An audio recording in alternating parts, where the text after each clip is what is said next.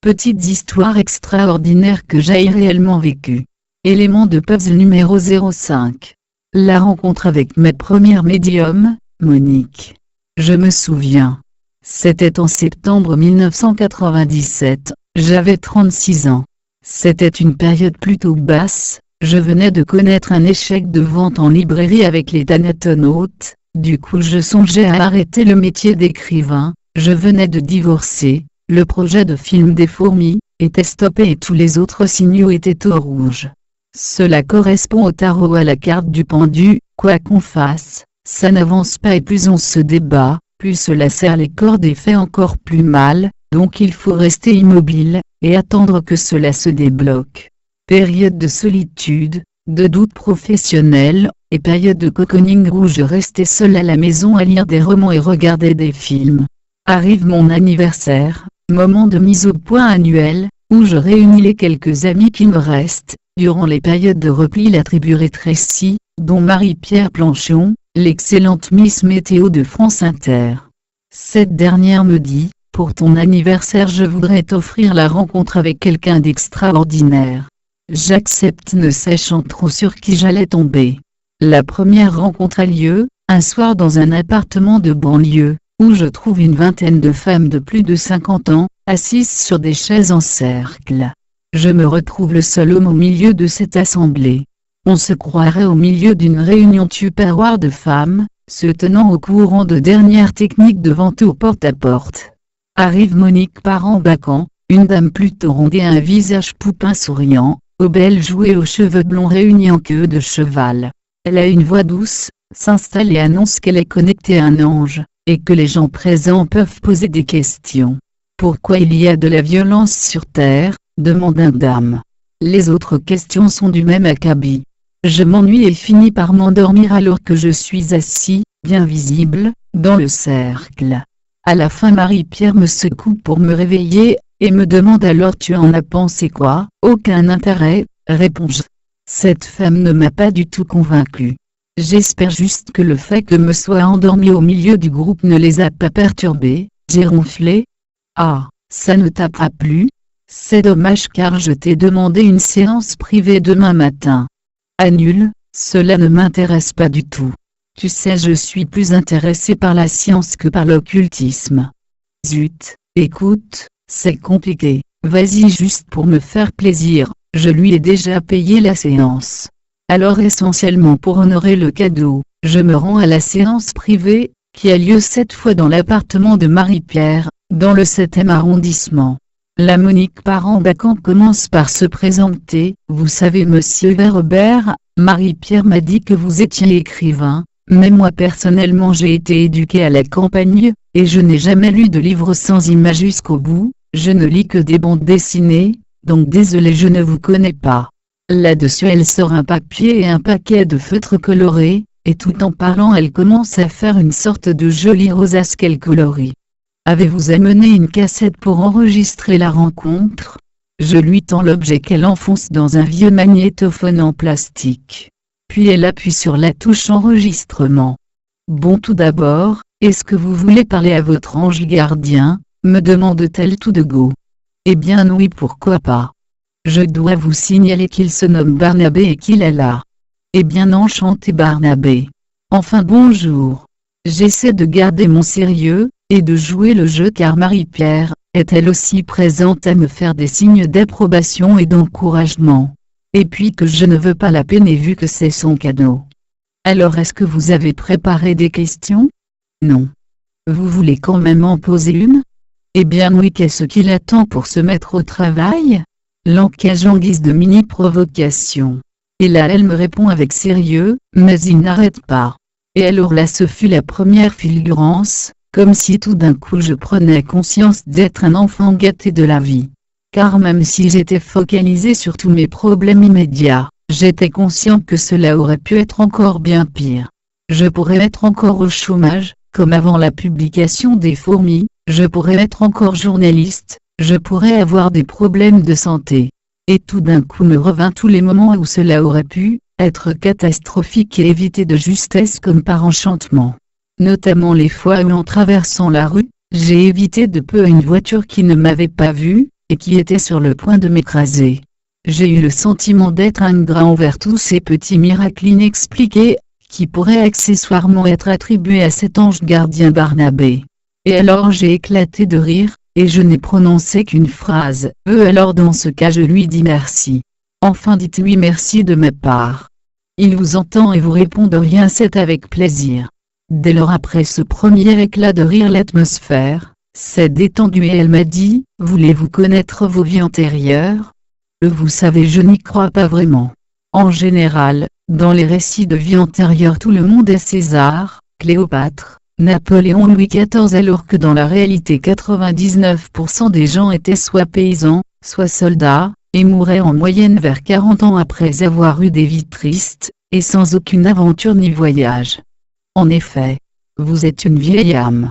Vous avez eu au total 112 vies, et la plupart étaient comme vous dites des vies banales, mornes, sans intérêt spécial. Mais je me proposais de vous raconter les 11 les plus intéressantes.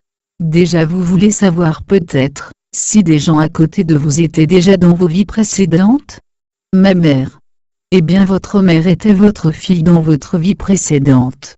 Nouvel éclat de rire car la veille, alors que mes parents venus de Toulouse, étaient installés chez moi, j'avais dit à ma mère sans réfléchir, et maman il faudra penser quand même à ranger ta chambre. Et mon père.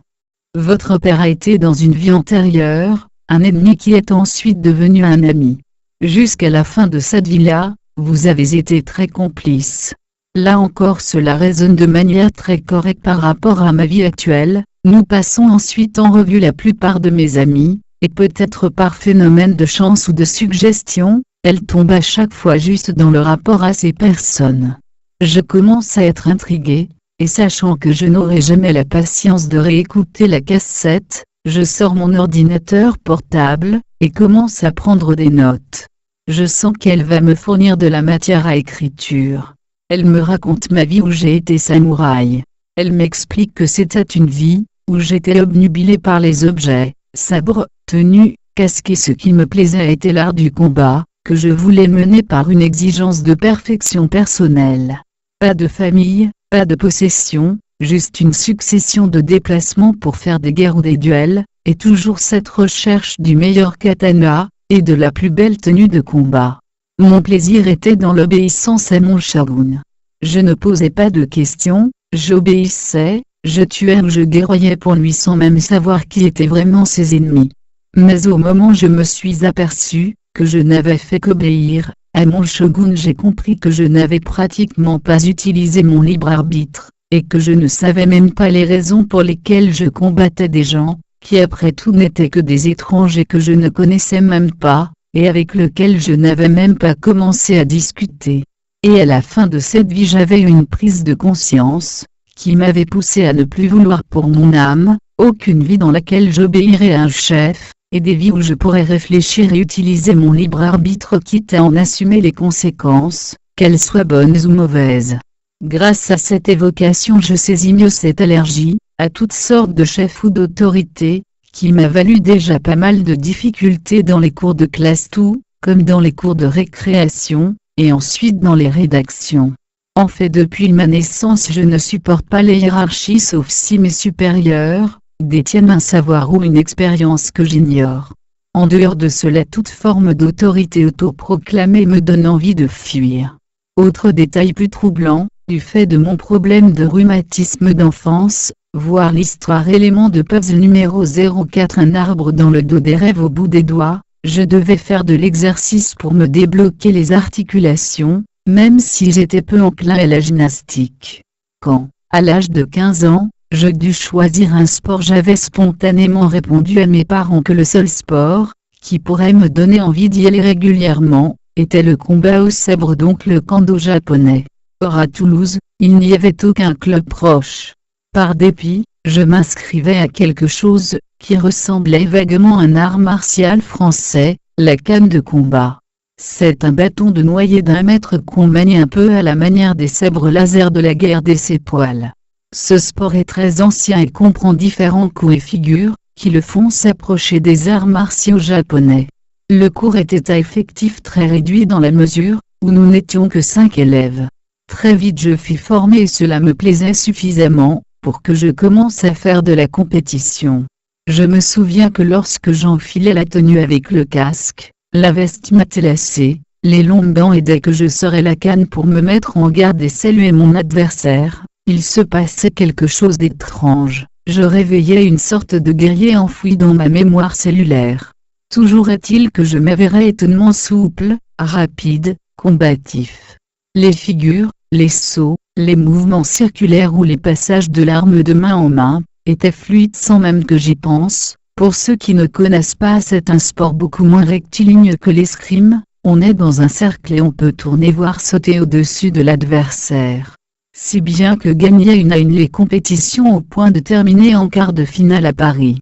Je me souviens de cette étrange sensation, dès que le départ était donné, je fonçais sur mon adversaire avec une sorte de rage, et n'avais qu'une envie le vaincre. J'arrivais à sauter, tournoyer, feinter, avec une rapidité d'autant plus étonnante, qu'en dehors de cela j'étais pratiquement handicapé. Le combat me mettait en transe, avec de l'adrénaline qui fusait dans mes veines, et les auras de mon équipe au moment de la victoire, me provoquaient une giclée d'endorphine. Moi, si pacifique, si maladroit, si peu à l'aise avec mon corps, je m'avérais un guerrier convenable, lorsque j'avais la tenue et lorsque c'était dans un cadre autorisé. Et dès que j'enlevais la tenue, tout s'arrêtait et je redevenais normal. L'allusion à ma vie précédente de samouraï me semblait enfin une explication à ce phénomène jusque-là bizarre.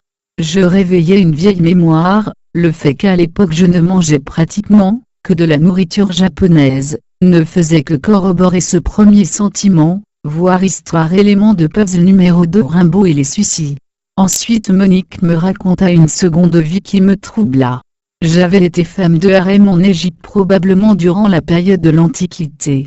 Dans cette vie j'avais vécu enfermée dans le harem, et même si le lieu était confortable, on y mangeait bien et il y avait une piscine au centre, je m'ennuyais ferme avec les autres femmes d'autant plus que le propriétaire du lieu ne daignait même pas nous faire l'amour pour des raisons que j'ignorais. Dans cette vie-là selon Monique, je m'étais fait amie avec l'un des eunuques, qui était devenu mon complice et mon confident, un type charmant avec beaucoup d'humour, et nous passions nos soirées sur la terrasse supérieure à sortir des blagues sur les autres filles, et à observer les étoiles pour les noter sur des parchemins. Il s'avère que depuis l'âge de 13 ans, j'ai toujours été passionné par l'astronomie, et que je restais à la SAPT, Société d'astronomie populaire toulousaine, souvent des heures à observer les étoiles en haut de la tour de ce club. Cela me semblait une sorte d'état naturel où je me sentais bien, tourner pendant des heures vers ces petites lueurs palpitantes. Donc passion pour le combat au sabre plus fascination pour l'astronomie, pouvait trouver une explication dans ces deux vies antérieures, samouraï et femme de harem. Monique me raconta en autres de mes vies, et c'était comme 11 films dont j'étais le héros avec un début, un milieu et une fin cohérente. Je lui dis soit vous racontez à tout la même chose, soit vous êtes très doué pour inventer des histoires différentes pour chacun, mais en tant qu'écrivain je reconnais qu'il n'est pas facile d'inventer aussi vite 11 histoires aussi réalistes avec un début, un milieu et une fin. Selon elle dans ma première vie sur Terre j'étais Atlante. Et encore avant j'avais fait partie des gens d'une autre planète, qui avaient initié un voyage en vaisseau spatial pour arriver sur cette Terre. Plus tard cette remarque m'inspirera d'ailleurs le roman Le Papillon des étoiles. À la fin de la séance j'étais dans une sorte de joie et de jubilation d'enfance. La même que je ressentais quand mon père me racontait des histoires de la mythologie grecque avant que je ne me couche. Elle avait réveillé ma propension à être émerveillé par les récits. Mon esprit était rempli d'images, de scènes exotiques, de décors merveilleux, il me semblait me souvenir d'instants fugaces, qui ne faisaient pas partie de mon passé. Je lui ai dit excusez-moi pour ma méfiance de départ, je ne sais pas si ce que vous m'avez raconté est vrai ou faux et d'une certaine manière cela n'a aucune importance. Par contre ce que je constate c'est que je suis arrivé ici en étant un peu déprimé, vous m'avez parlé et cela m'a complètement revigoré. Donc encore une fois mille merci, c'est un superbe cadeau d'anniversaire, que j'ai reçu et que j'apprécie. Par la suite, je revis Monique une dizaine de fois, et à chaque fois je repartais avec un sourire. À sa demande je dédiai le livre suivant le Père de nos Pères à mon ange gardien Barnabé, et ce n'est que plusieurs années après notre première rencontre, que je lui dédie aujourd'hui depuis l'au-delà.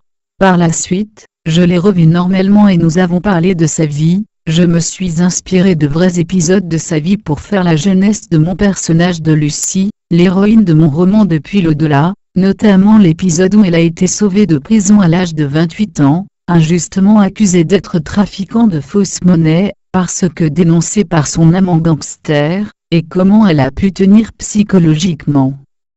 Lors de son incarcération grâce à l'usage des cartes de tarot, qui l'a rendue star dans la prison. Monique est devenue mon amie. Je ne sais pas à quoi elle était connectée, mais en tout cas cela lui faisait du bien, et cela faisait du bien à son entourage de l'écouter.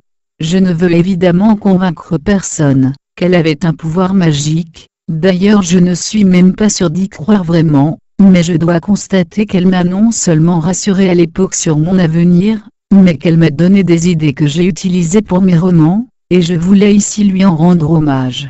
Monique Parent-Bacan est morte, le 3 septembre 2006. Elle ne cessait de grossir. Plus elle pratiquait son art de se connecter au monde invisible, plus elle s'épaississait. Cela l'a probablement tuée. Il y a un prix à payer pour avoir des pouvoirs spéciaux. Selon moi, elle s'est sacrifiée pour continuer à faire du bien aux gens par sa parole. PS, 5 ans plus tard j'ai rencontré une autre médium, Véronique.